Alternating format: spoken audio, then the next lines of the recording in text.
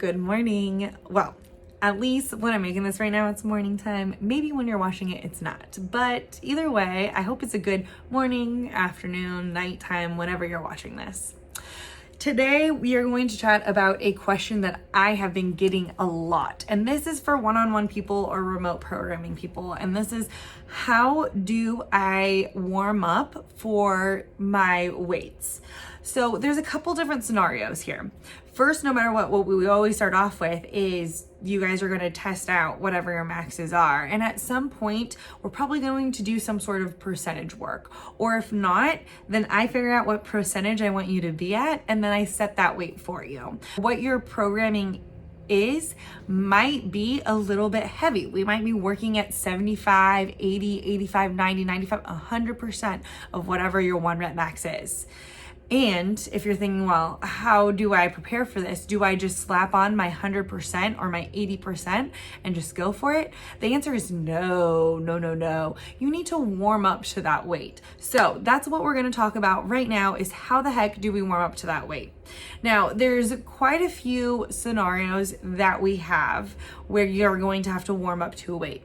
So scenario number 1, let's say your programming says you need to do 5 sets of 5 back squats at 75%, or at least the load is around 75% of whatever your 1 rep max is. So if 85% is 75% of your 1 rep max back squat, then I might have that written down, or it just might say at 75%.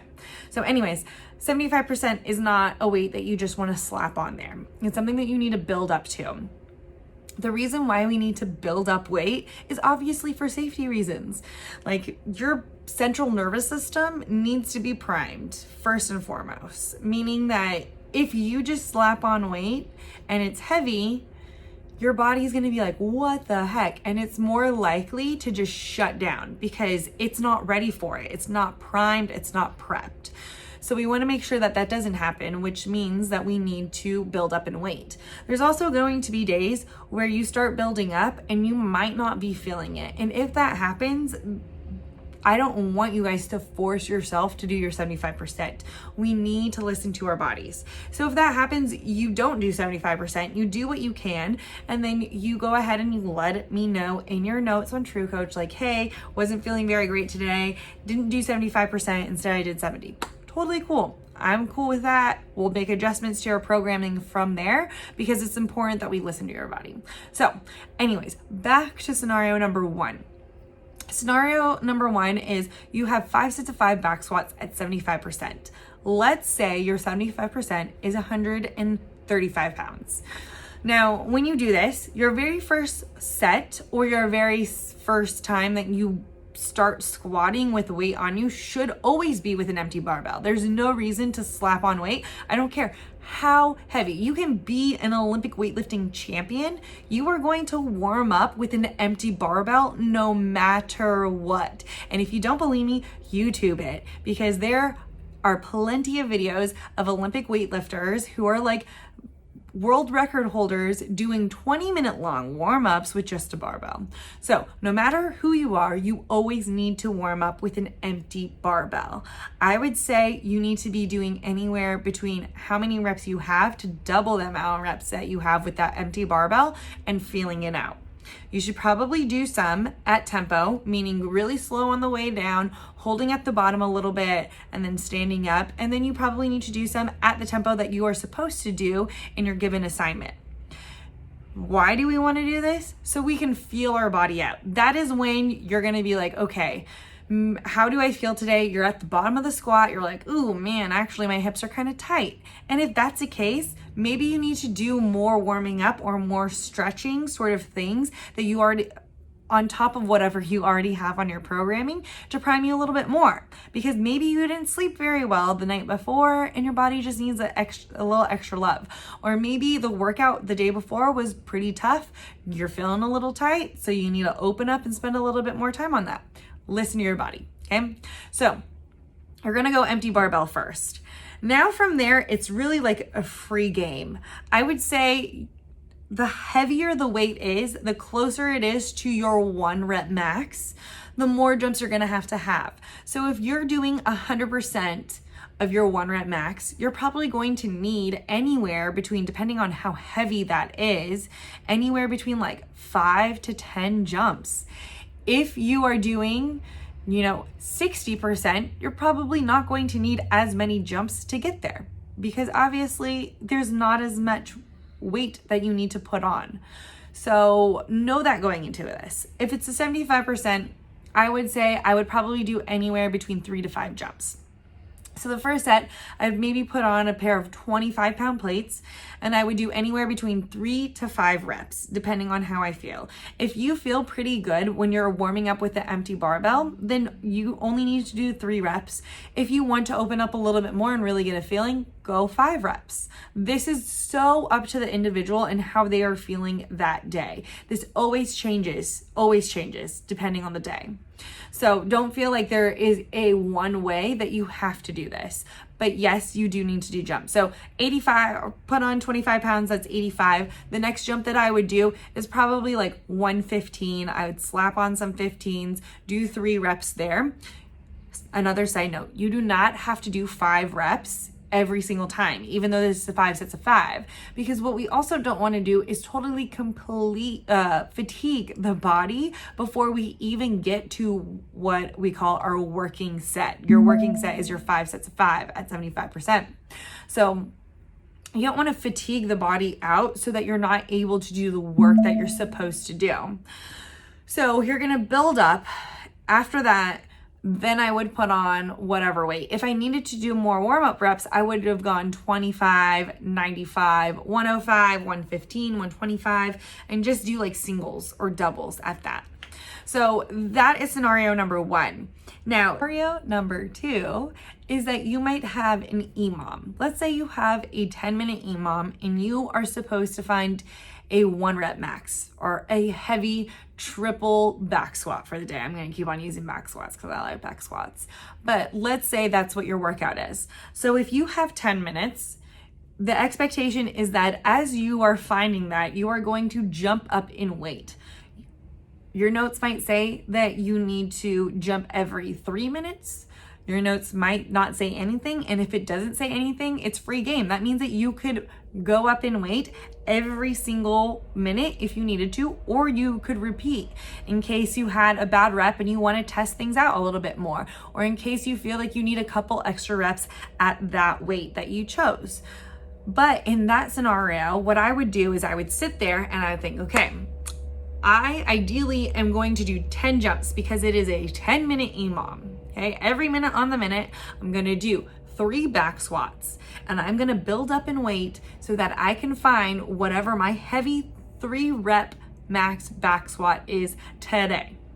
So I would think, okay, how do I feel with that empty barbell? What do I think I can maybe hit today? What would be the ultimate goal? What would I be happy with?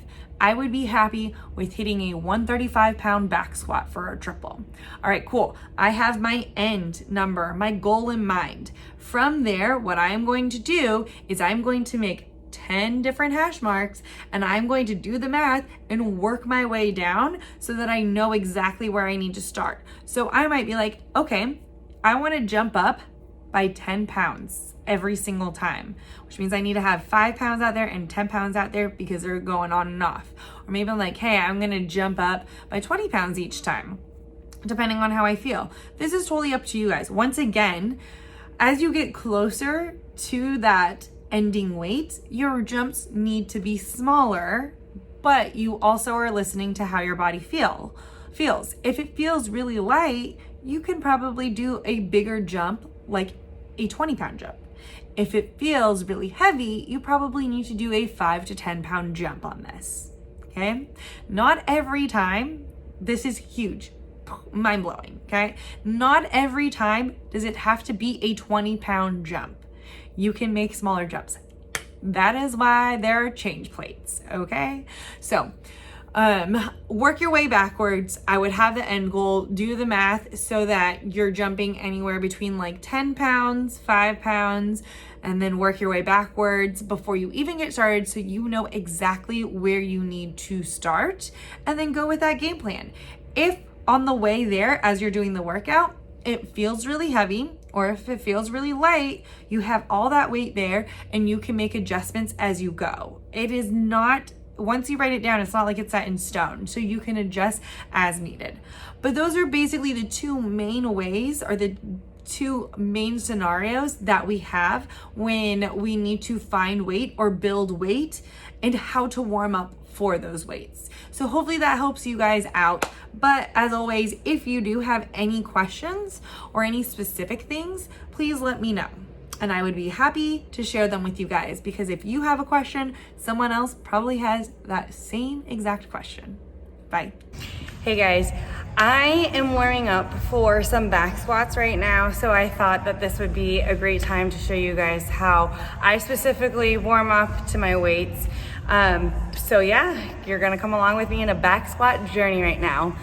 The workout today goes find a heavy 3 rep for the day, then take off some weight, do 5 reps, take off some weight, do 8, la la la la la. So what I need to do right now is I need to warm up to a heavy 3 rep. Now, I've been doing this stuff for a little while. So back in my competing days, my heaviest back squat was 285. I know off of the top of my head right now that I am nowhere near 285 whatsoever. It's been a little while since I've competed and trained really heavy. So I am expecting to maybe hit somewhere a little over like 200 for the 3 rep. So I'm gonna tell you what my splits are. My first set, I am going to get the barbell on my back, empty barbell, and do a couple of reps there.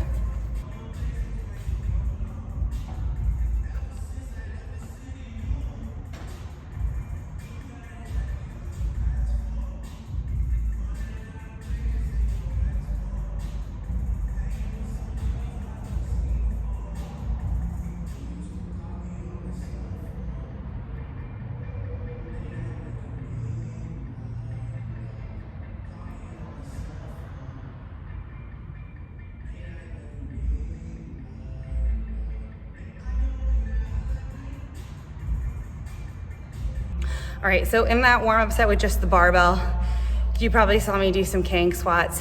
So yeah, sometimes I like to do some king squats as I'm warming up with an empty barbell to kind of warm up the hamstrings a little bit more. Also really feel out my feet in that movement, make sure that my feet are grabbing onto the ground and start getting that stimulus running through them. So now I'm gonna do probably like a set of 3.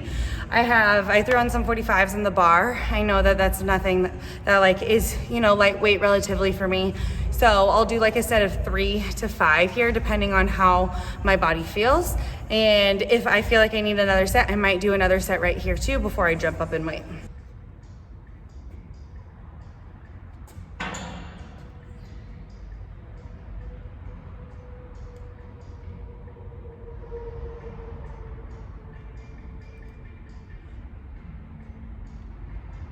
Giving you guys some examples of what I would do next. The next thing that I'm gonna do is probably put on a pair of 15s. Do that for like 2 reps. After that, I'm gonna put on a pair of 10s. That makes that 175. Do that for like a 1 to 3 reps once again. And then that's probably getting somewhat closer to what my end weight for my triple is gonna be. So from there, I'm gonna really just play it out, go singles, if I need to go singles on this. And then once I get to that weight where I do a single and I'm like, okay, yeah, like this feels like some heavy weight for me today, then I'll try to turn that into a triple and then continue going down the ladder from there.